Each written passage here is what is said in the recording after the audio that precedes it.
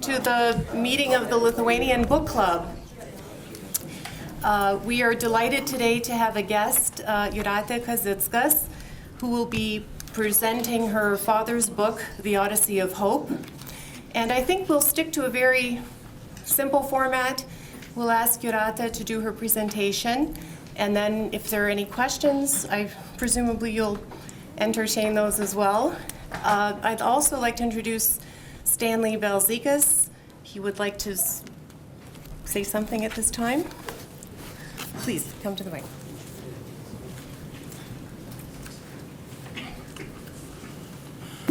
Oh, it's working, I hope. Okay, I want to welcome you all and thank you for coming, and thanking also Jūratė for coming. We're very much pleased to have such talent and a beautiful woman come to Chicago. We have a lot of many important people here, and I want you to just do a few recognitions on it. Jūratė, some of the people of the Lithuanian community here are the leaders, not only for Chicago, but throughout the United States, and they're all working for Lithuanian freedom and the betterment of Lithuania. My first impression of working with Mr. Kazickas was in about the early part of the 40s when he came to Chicago to raise some funds for Lithuania and work for Lithuanian freedom. And I was very much impressed, and I always considered him as one of my mentors. And the work that when you read the book, you'll see what a fascinating life he had and how much he has done for Lithuania. And also, we have to congratulate Jūratė and the family, how much they have continued the work that Mr. Kazickas has done. So we were very fortunate in having Eileen Makovich here, who's head of the Abraham Lincoln Library and also the museum in Springfield, Illinois. And also, we want to go and say that is very nice that you come down. We have people from Milwaukee and all over coming, and I want to introduce our guest for our next program, which will be on June 18th, Hope and Spirit. And, will you stand up, Doctor, when you go? Yeah. So I want to thank you very much, and now it gives me great pleasure to turn the program back to Sigita. Thank you.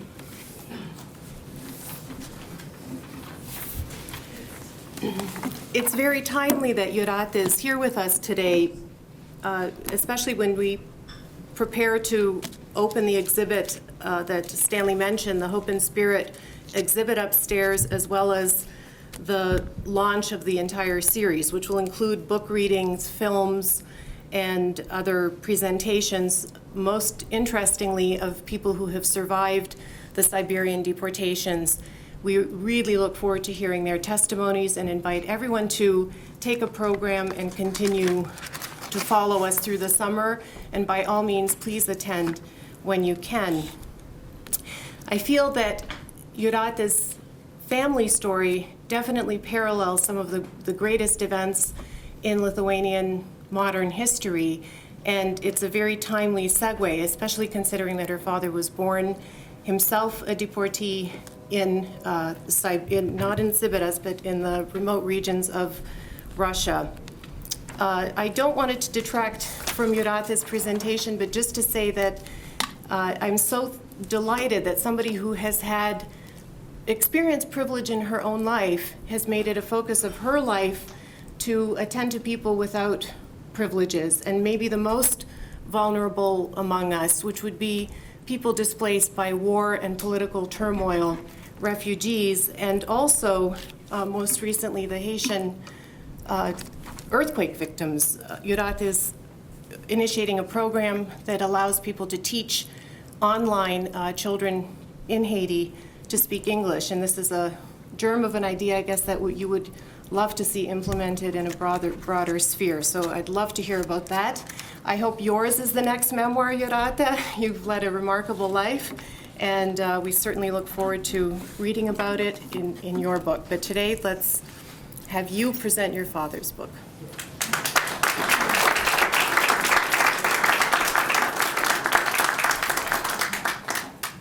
Thank you so much, and I'm really delighted to be here. Many, many years, Stanley said to me, when are you coming to Chicago? When are you coming to Chicago? And we finally bit the bullet and set a date, so it's really my great pleasure. And I had a tour of this museum. I was just blown away and impressed the magnitude of artifacts and research that's gone into this beautiful museum. Really, I thought it was going to be one little room and some, like Lithuanian, some downstairs basement or whatever, and instead this magnificent edifice. So I'm very, very delighted, and I'm going to tell all my friends, if they pass through Chicago, to come here.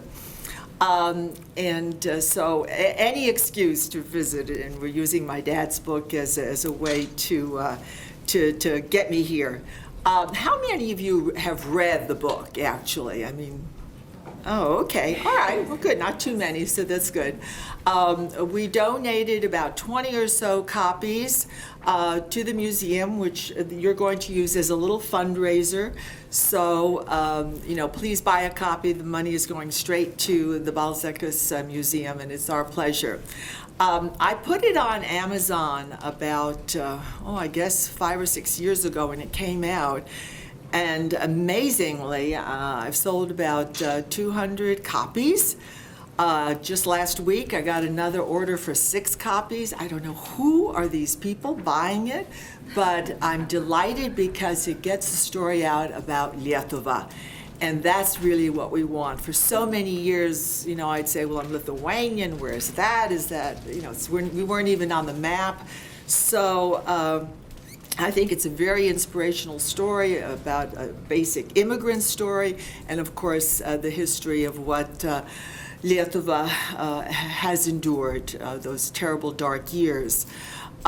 So I'm not going to really talk just kind of in general. I'd much prefer to just answer some questions about anything that you may want to ask. But Dad was approached by Bartasevičius, a Lithuanian journalist, who said, I must do your story. So it came out in Lithuanian called Vykęs kelias. And my mother said, it's got to be translated into English. So that's what we did, and that's how we ended up. And even people who don't know me have said it's really a good story. It should be a movie, all that stuff, because there's a lot of drama in it.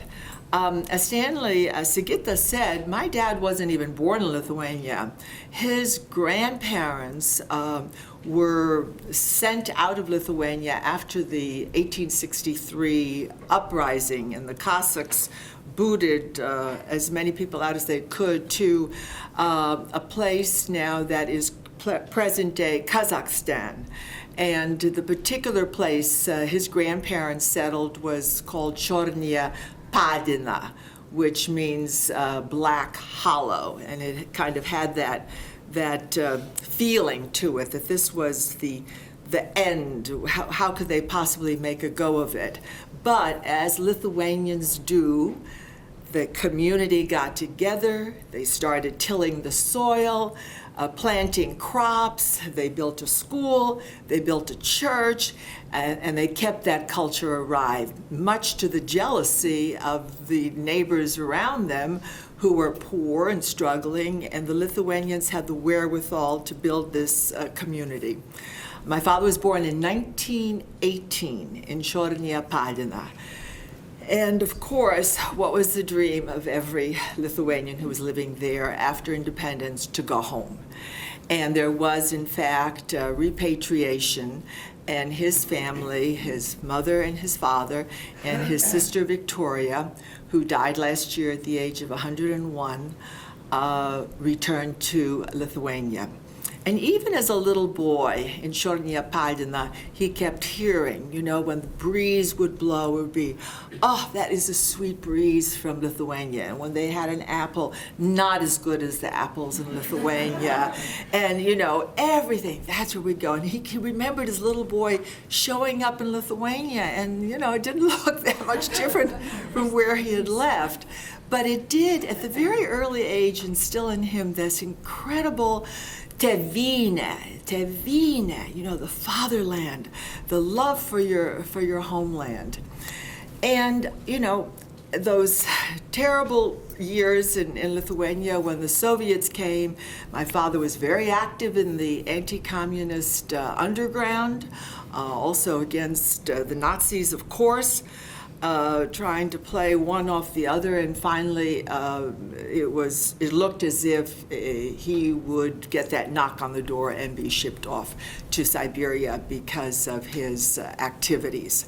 So I was born in 43, and in 1944 we actually escaped and left Lithuania.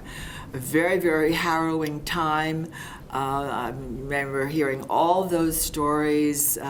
My father, his sister Victoria, her 3 children, the wagon with the cow and loaded our few possessions. All my mother took was her diary and a red dress she had. Everything else they left behind as we headed west into Germany and all those years as displaced persons. My father was educated. He got his master's degree in Germany, knew a little bit of English, finagled to become a translator for the American soldiers in Germany, which gave him a little bit of income, gave him a little bit of prestige, even though he's very open about half the time.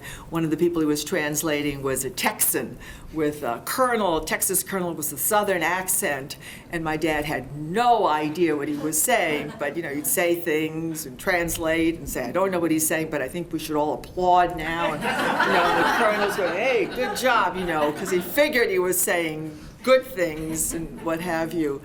But he was always kind of resourceful that way. And of course, you know, the thought of returning to Lithuania, it seemed to be that would never happen. So everybody was thinking as refugees and as displaced persons, where do we go next? I mean, Germany was going to take a time for Germany to rebuild.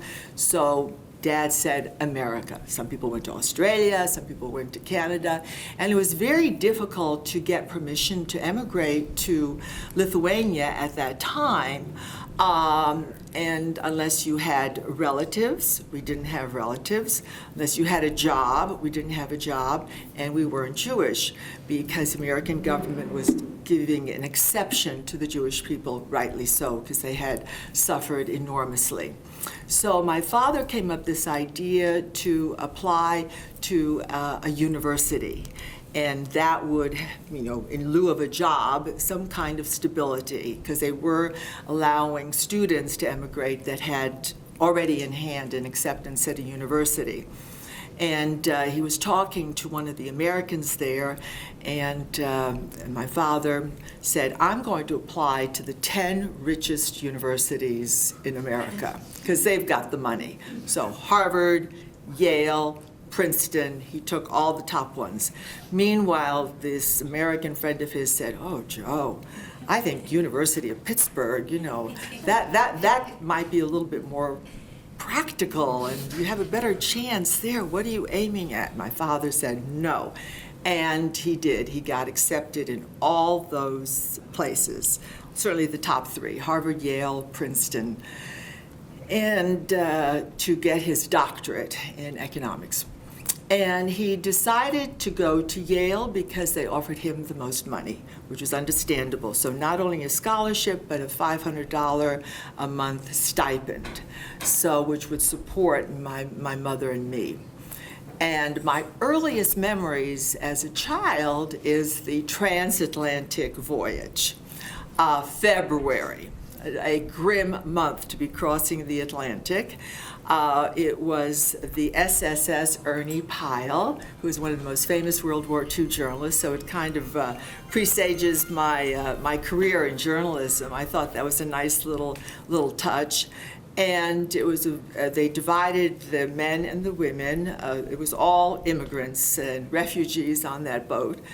And I was with my mother, who was sick throughout the entire trip, and I was a little girl, and I loved the waves, and I was frolicking and the whole thing.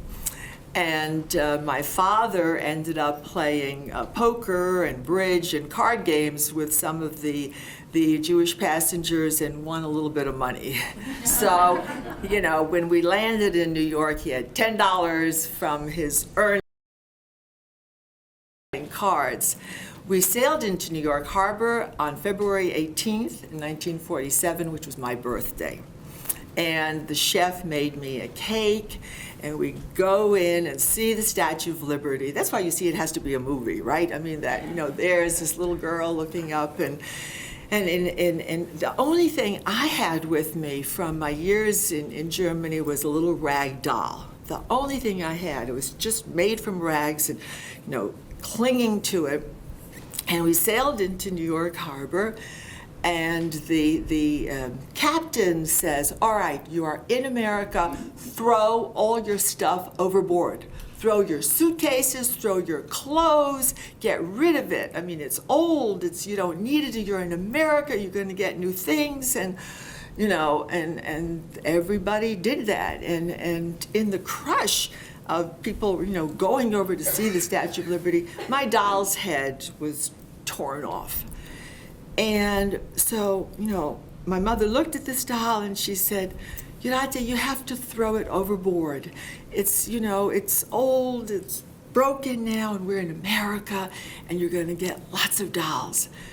And in retrospect, she said, how could I have done that? You know, a child in their blankie, you know, I mean, it's the, you know, tattered little thing. And, you know, I, being a good girl, always a good girl, you know, threw it over. And I remember watching my headless doll floating on those dark waters, and, you know, it was heartbreaking. However, we sailed in, the Catholic Relief Services found us a family to live with in Brooklyn. The first thing he did was give me a doll. It was this big, plastic, you know, horrifying, you know, here's the doll. And I can remember, you know, there's no way you could cuddle it or sleep with it, but it was big, and that was America. And that, you know, there began our amazing life, which was not easy in those years, but my father, always resourceful. He got his doctorate from Yale, graduated in 1951, and made the choice, not academia, but into a business. And my mother said, in those days, what was the highest position in Lithuania? A professor, an educated professor. Businessmen, you know, there's nothing, selling, buying, whatever. And she was heartbroken that he had decided not to go into academia. But it was, in retrospect, a very good choice. And he was very, very practical about it. He said, how do you succeed in academia? By being an original thinker and publishing, right? You have to distinguish yourself. And he said, I wasn't an original thinker. I wasn't going to publish. And I would just always be like an associate professor or something. And he was actually on his way to Georgetown, where he'd been offered a position, and turned right around and came back to New York. Excuse me.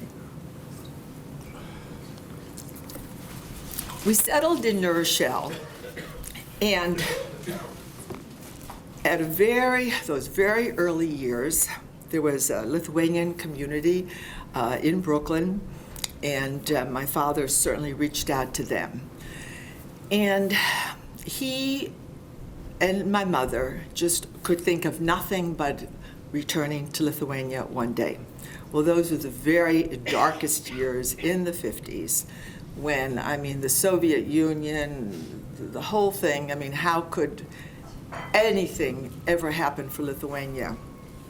And the Lithuanian community realized that they had to keep the language alive, the culture alive, you know, Saturday schools, so the children could go and still keep learning how to speak Lithuanian, especially since in Europe, in Lithuania, the Soviets were suppressing all that. So keeping the culture alive in America was very, very important.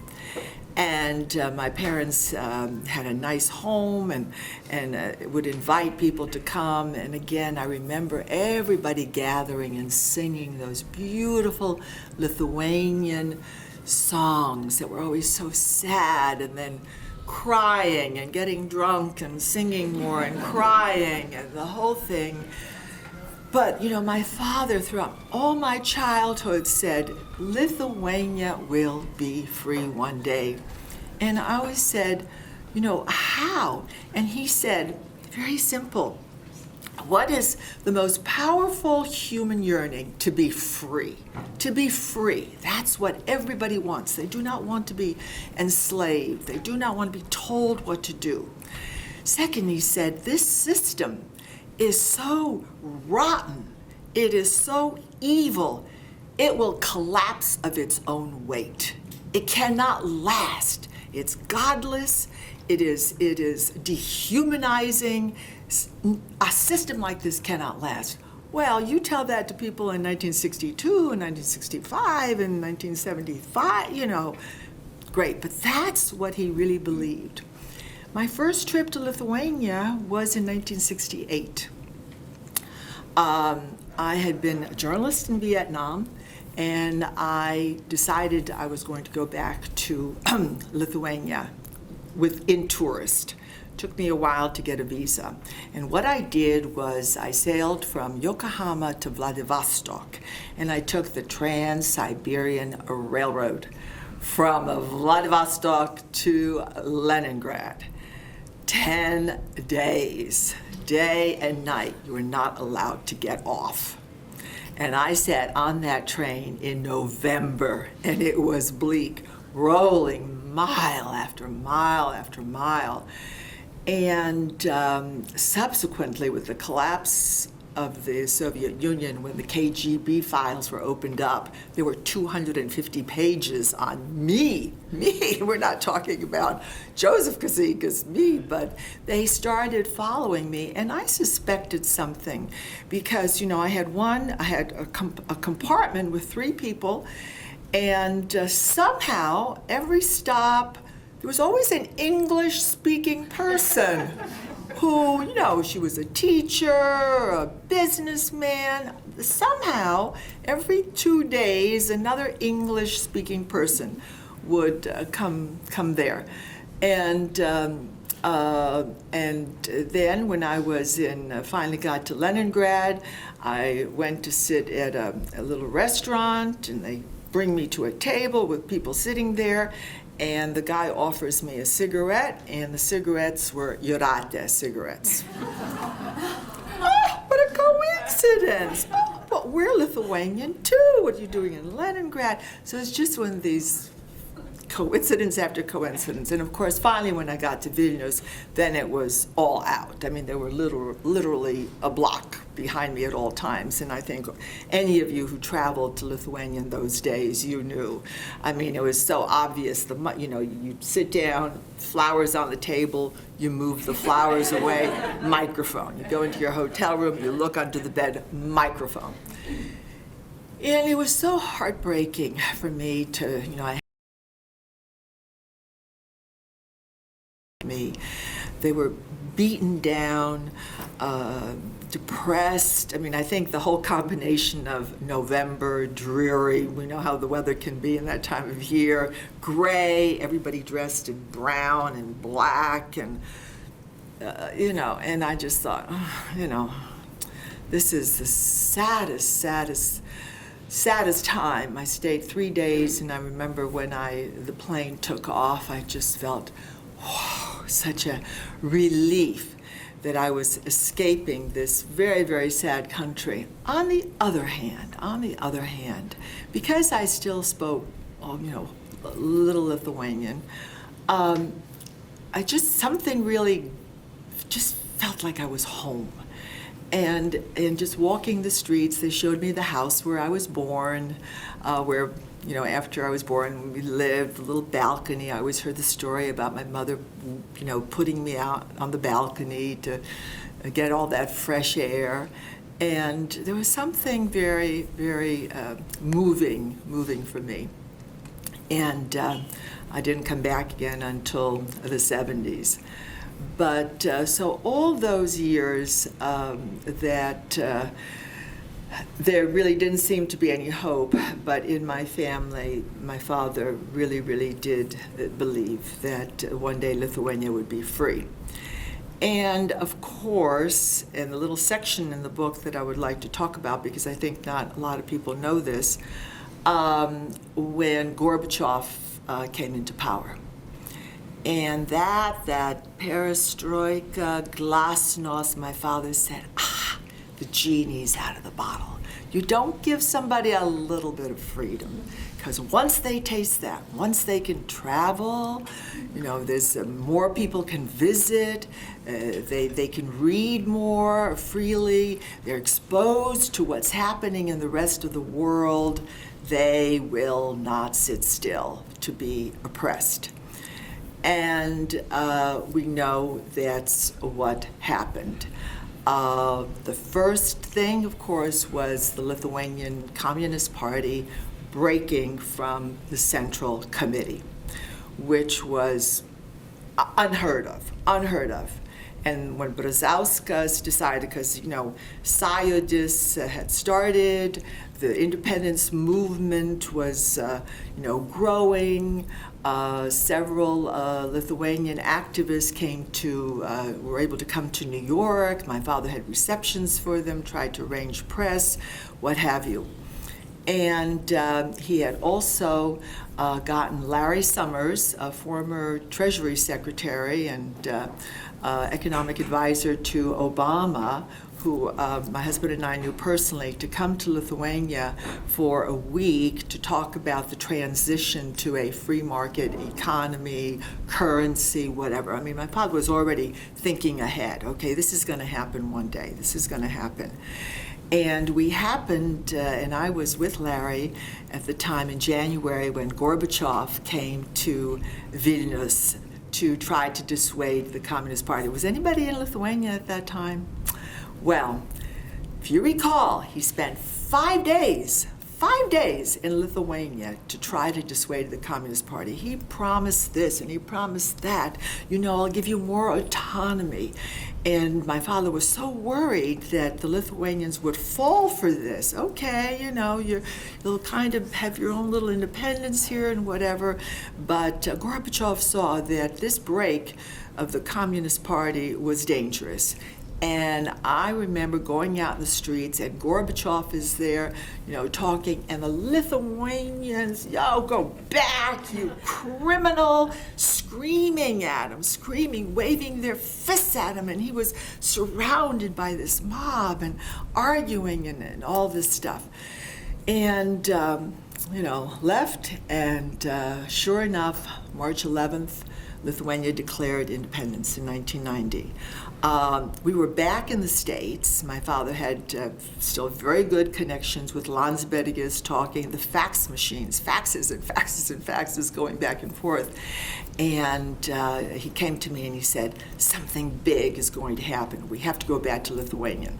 And there was one Lithuanian in the Soviet consulate, and he got us visas. We had to fly into Riga and then drive in, but we made it. We got in, I think, on March the 9th, and on March the 11th, we were sitting in Parliament when they voted to reestablish Lithuania's independence. And the most moving moment was when the vote was taken. Everybody stood up, and in this big room with the hammer and the sickle, 5 times as large as this room, and they took the Lithuanian flag, giant flag, and covered up the hammer and the sickle. And it was just unbelievable. It must have been like 1 or 2 in the morning when this finally happened. We walked out, the people were there, it was raining. They were standing there, and they were just applauding and grabbing my hand as if I had something to do with it, thanking us, and then, of course, ripping off the hammer, sickle insignias on all the buildings. And, this was done. And the world yawned. The world just, it did make the front pages, but then what? I mean, my dad thought that everybody would recognize it. They'd all jump on the bandwagon. We got to do it. Nothing. At that time, Prime Minister Prunskiene, in April, my father gotten to know her during the whole work on the economy, said she was coming to Canada. The Canadian government had invited her to come and speak about this whole issue. And my father said, do you think you could come to the United States? And she said, well, I'm open to it.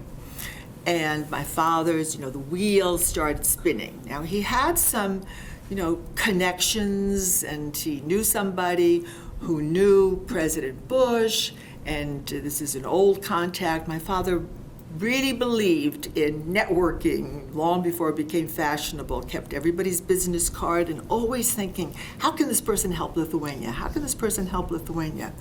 And he called up this gentleman, Frank Shakespeare, and he said, do you think you could get an appointment for Prime Minister Prunskiene to see the president? He said, I'm kind of on the outs with George Bush and whatever, but I do know Dan Quayle, and maybe I could get a meeting with the vice president. My father said, boy, that would be great.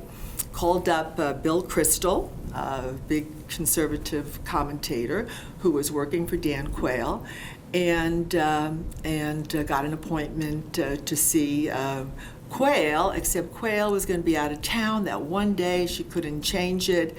And somehow, by then, she was getting a lot of press. I had a lot of connections in the press, and I got her on the Today Show, and the Washington Post interviewed her, and the whole thing.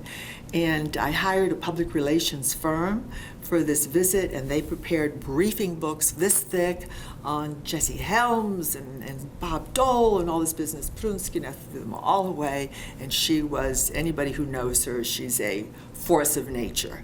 She just brushed that off, and she said, I know what I want to say. But anyway, there was a lot of press attention, and lo and behold, we get a call from the White House that George Bush will meet Prime Minister Prunskiene. So, she goes in for the meeting. My father's invited with a translator. Very good meeting. He was very, very hospitable, but he said, the reality, he said, we can't do anything. Gorbachev is very important to us. He's our only hope for, Soviet-American relations. This is not going to work. And he said, if I were you, I would really focus on on the European nations, get their support, and we'll see. And on the way out, he says, well, where are you going now? And my dad said, well, Prime Minister Prunskiene is meeting with the Lithuanian community in London, and we're going to London. And he said, well, why don't you go see Maggie Thatcher? My father said, yeah, that would be wonderful. And he said, I'll call her. And half hour later, my father gets a call from the British Embassy saying, please bring your passports. We have arranged a meeting with Mrs. Thatcher. So word gets out, Mrs. Thatcher. The next thing you know, my dad gets a call from the French Embassy saying, do we understand that Prime Minister Prunskiene met with George Bush and is meeting Margaret Thatcher? Would she like to meet Francois Mitterrand? My father said, well, let me check her schedule. And sure, okay. And then the German embassy calls and says, we understand Prime Minister Prunskiene would like to meet Chancellor Kohl. So they had, in the space of a couple of hours, a whole European tour. And my father sat in on all those meetings.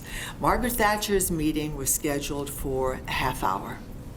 The two women, very proper, sitting there. Meeting lasted an hour and 15 minutes. Now, Thatcher, as you know, adored Gorbachev, loved him, absolutely. And she, was a little ambivalent, but she said, no, you're right. I'll have to work on Gorby. I'll have to talk to him. Prunskiene, with the force of her personality, plus the rightness of the cause, Thatcher really responded to that. Then they went off to Francois Mitterrand, And that would not go very well. He had 15 minutes. He sat there. He didn't ask any questions, didn't seem to be too interested. End of meeting. But Jacques Chirac, who was that time the mayor of Paris, met with Prunskiene, and he was very, very impressed and very supportive. And then a very good meeting with Chancellor Kohl, because Prunskiene speaks German. And, the two of them got along famously. So again, my father thought, okay, this is it, something's going to happen. And in the end, of course, only Iceland recognized Lithuania. And it took then, of course, the Soviet crackdown, the terrible events in January, but finally, with all the other world events, Lithuania was recognized and independence reestablished. And then, of course, joining the United Nations and all those things that were just such a dream to my father came true. And after, of course, independence, going back to Lithuania, he bought a house there. So we have real roots there. And started, helped start the phone company, Omnitel, the cellular phone business. But there was one bit of unfinished business in his life, Chornia Padina. He wanted to go back to his birthplace. And now that was not so easy, because Chornia Padina is not exactly on the in-tourist list of places to see. But he had become friendly with Mikhail Khodorkovsky, one of the oligarchs, who wanted to invest in Lithuania and was having trouble, getting the good response, and heard about my dad, his connections with government people and what have you. And my father said, look, the first thing you have to do is support the basketball team. Give the basketball team $100,000. Done. He did that. So, you've got to support, do all the right things for the country. And my father said, I know he has a Gulfstream 4 or something. I'm going to call him up and see if we could use his plane to go to.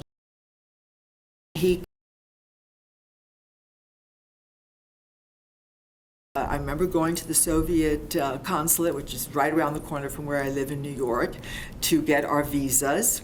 And I said, Khodorkovsky.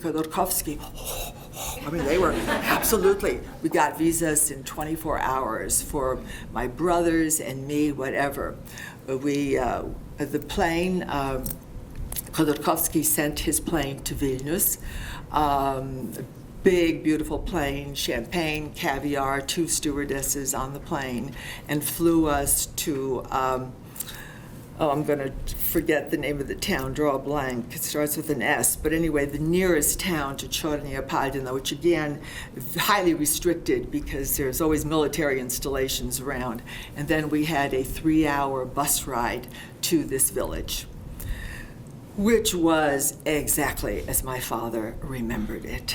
The old little wooden houses, depressed, poor, just ruts in the road, outdoor latrines, just poor as can be. And he had made some connections. A Lithuanian had gone down there to prepare for it. And there were some Kazickases still there. Some of the old ladies still spoke Lithuanian, which was very, very sweet, and they gave us a wonderful luncheon, and my dad brought down, computers and meats and clothes, and just showered this village with gifts. And it was a very, very, very emotional time. And there was a lady in the village who said, I want a church. I want a church. Because what used to be a church had a big statue of Lenin in front of it and was some kind of community hall. My father said, I will build you a church. And a year later, he had built them a church. And children are being baptized now, people are getting married, and there's the slightest little rebirth of spirituality in that country where any of that was totally beaten down. So that was a very, very emotional thing, and he's still very committed to keep the church. It's a lovely building, and it's the most beautiful building in Padedant. But anyway, that's my dad's story, and he is just turned 93. And my mom will be 91 on Friday. I hope she lives that long. She's dying, but we hope. And they would have celebrated 70 years of marriage in August, but I don't think they're going to see that together. But it's, the testament to their love for each other and the love for their homeland. And I feel that I'm a wonderful beneficiary of their love for Lietuvai. I'm very committed. We have the Kazickas Family Foundation. We give scholarships to young people. We've helped with medical centers. We've done cultural exchanges. So, I'm delighted to still be involved in my homeland. And I started a little bead store there to kind of introduce women to new handicrafts, but it's a joy to go back to Lietuvai these days. So thank you very much. Thank you.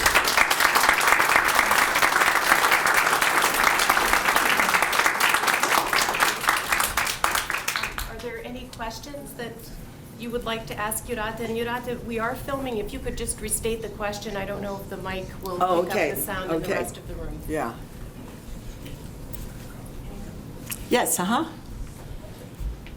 You're a wonderful speaker. Oh, thank you. Thank you. It's my life. It's easy. I don't need notes or anything. I think the story that you gave to us today parallels many of our stories. It's very touching and brings back memories. Some sad. What year did you come? This gentleman said that my story parallels his. I was born in 41, and I came and left in 44, like you. Wow. And did the same thing, the horse and the wagon, Yeah. on the back. Ended up in Germany and then came to the U.S. In 1949. 49, yes, that was a. Day after Christmas, we saw the Statue of Liberty. We Yeah. saw that. So again, Yeah. so many parallels. It's Yeah. fascinating to listen to. Yeah. But I'm curious. Your father's prescient knowledge, so to speak. That's what's happening in the Arab countries today. The little taste of freedom, and boom, it explodes. The international community waiting forever to recognize them. There's so many parallels. Yeah. And it seems like history repeats itself. So it was wonderful to hear what you had to say, and it puts a broader perspective on our life today. Well, revolution has to come from the people, from within. And really, the Zionist movement, that's what it was. We could have been still in Brooklyn singing those songs and crying, but once the people gathered in those numbers and those protests and hands across the Baltic, and the young people, that fervor, it's just, we all saw those pictures of hundreds, thousands of young people in the squares waving those flags. So it's just a matter of time. But for the Arab countries and whatever, except the weapons these days are different and much more lethal. But it'll happen. Yes, What I really liked in the book, and you can tell me if that's how your father was raising you and your brothers, is that he openly admitted when a network connection did not work or somebody let him down. Did he raise you to be resilient and not to take to kind of be like a duck and let things roll off and not to take things personally? Well, I think it's very true saying, my father's optimism. Nothing was a downer, it was a challenge. It was an opportunity. When a roadblock came there, he had to think of how else to do it. And the classic story is when they were in Germany and fleeing west, and the trains were here and all the people were here, and my father got the idea of going around the other side where nobody was standing, and he's just always thinking. But I think that real optimism and is critical in life, and I think you're born with it. Really, either have it or you don't. Because you look at some people who have given have so much in life, and it's still, oh well, this is not enough or whatever. Lithuanian, really. Well, let's not knock ourselves, but it's true. There's something in the Lithuanian spirit where we can't do this, and it would be too pushy, and we really shouldn't go there. That's not our place. But I think the young people today, and it's probably the influence of American terrible culture, rock and roll music, whatever, much more assertive than certainly our generation was. But yes, Jūratė, it was a wonderful presentation and Thank very you. personal one. We want to thank you for you being able to Thank open you. up and share some very personal stories. And I was wondering, what was the single most important life lesson you learned from your mother? life lesson from my mother. Oh. What can I say? First of all, she was the best. She is a wonderful mother, and she sacrificed everything for her family and her children. She had a beautiful voice, and she always dreamed of being an opera singer. And all she did was sing in the choir at the Lithuanian church, which was a beautiful thing. And even in these last days, where I tried atkurti, it's the only Lithuanian song I know, singing that.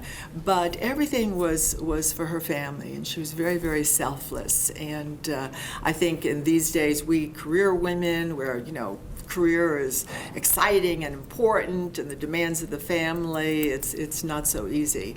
But she was just a wonderful, wonderful, wonderful mother. She was an interesting wife to my father because she did have that attitude, Joe, you'll never do it. It's impossible. Who are you? Why do you think you can go see the president?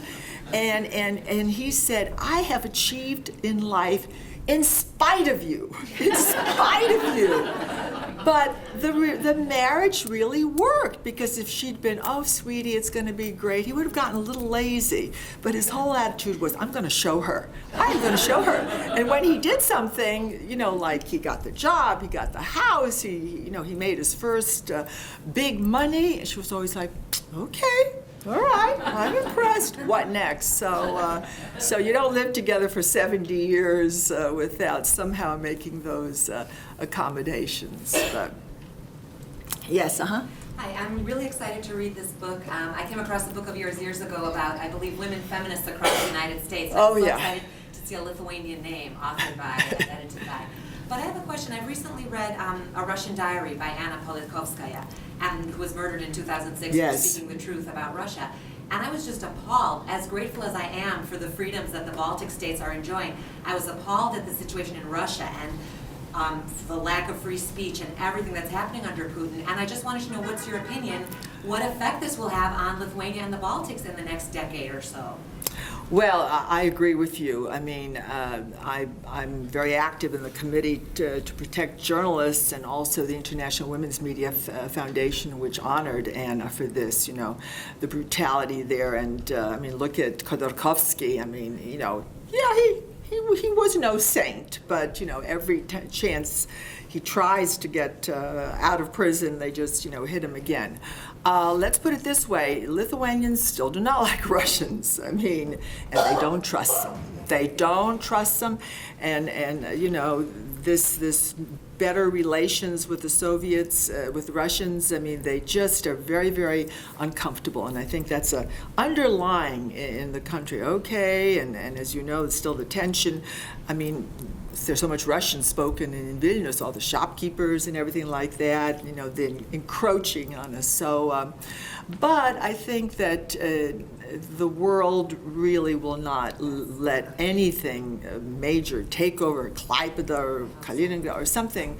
I just don't see it happen. But that distrust is definitely there, definitely there. But yes, It was a wonderful presentation, and you cited a few minutes ago conversations that your parents have had. They sound like conversations I've had with my wife. I wanted to fast forward into the 1990s a bit, and President Clinton's visit to the Baltic region. Tremendously important when the United States President visited that region, the newly free Baltic states. I wanted to ask about a personal connection and your husband's service in the Clinton administration.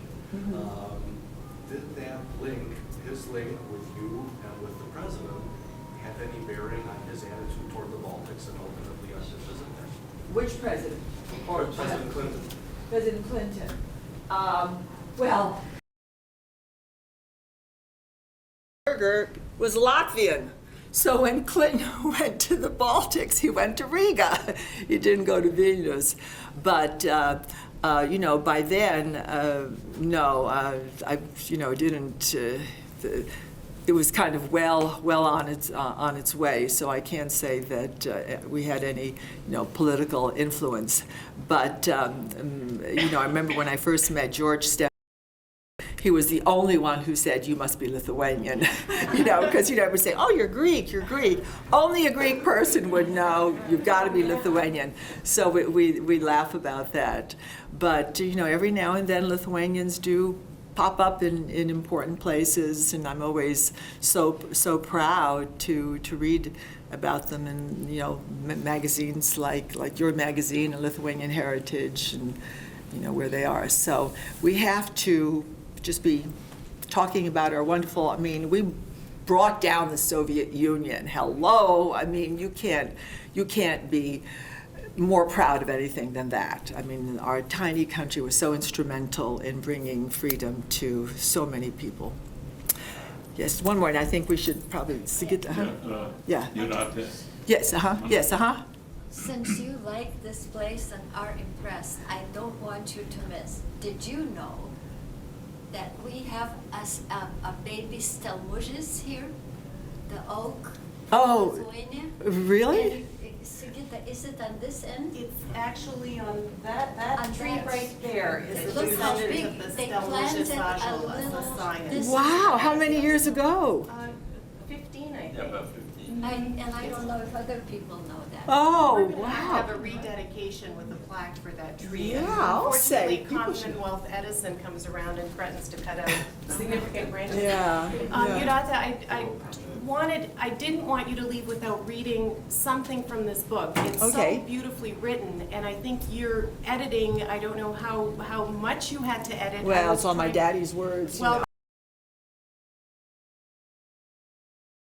significant to you because it really, I would just love to hear it from you and your Oh, I voice. didn't think of So a what. selection. Is there be anything read. in your introduction that you would share with us? I don't know. I think, let me see if my I don't want to dad. put you on the spot, but it's Yeah. just absolutely. Yeah. But I just did. That's right. Yeah. And I think, Or maybe even the Okay. values that he shared. well, something like that. This is from my dad's opening comments here. Okay. This book is also meant to show gratitude to God for life. It is a thank you to all our relatives and friends. Some of you are here who know him. It is for all those who bring me happiness by their very being. Oh, I'm going to cry. It talks about my mother. And then this book is also for my ancestors who have moved on to eternity, leaving behind their priceless gift, all the unforgettable moments of life together. And, I think just say that, he said, I hope people will learn about Lithuania through the experience of one fortunate refugee. I'm a patriotic American, and nobody's as patriotic as immigrants, I tell you, because they know what you can achieve in this country. And grateful for all that this country has given me, but I've never lost my love for my homeland. And I very often, because I do so much work with refugees, and they're displaced persons, and they have a nice house, and they've been relocated here, and instead they want to go home. I mean, Laotian refugees, big community in Minneapolis, they've got the supermarkets, they want to go back to Laos. And I so often say to Lithuanians, you just don't understand the pull of homeland. Americans travel, New York, Chicago, Los Angeles, home. They don't have that tėvynė, that love for tėvynė. So every immigrant wants to go back, and all those people agitating for freedom in the Middle East, and when that country is free, hopefully they will all go back and help their homeland. So thank you. Thank you. Okay.